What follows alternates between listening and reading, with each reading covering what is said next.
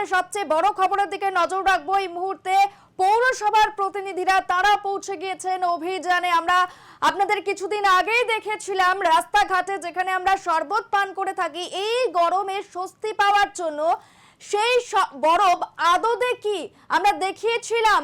আমাদের প্রতিনিধি তুলে ধরেছিল সেই ছবি যেখানে মাছ মাংস সংরক্ষণ করার জন্য যে বরফ ব্যবহার করা হয় সেই বরফই মেশানো হচ্ছিল শরবতে।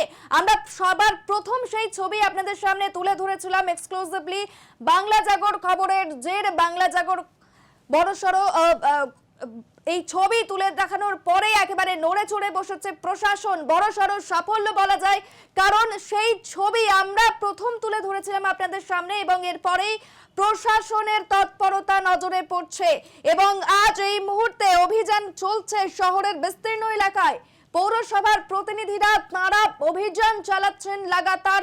আমাদের প্রথম এই খবর আপনাদের সামনে তুলে ধরেছিলাম, এই ছবি তুলে ধরেছিলাম বাংলা জাগর খবরের জের। এবার সেই বরফের অভিযান চালাচ্ছে পৌরসভার প্রতিনিধিরা। মাছ মাংস সংরক্ষণের জন্য যে বরফ ব্যবহার করা হয় সেই বরফই মেশানো হচ্ছিল শরবতে।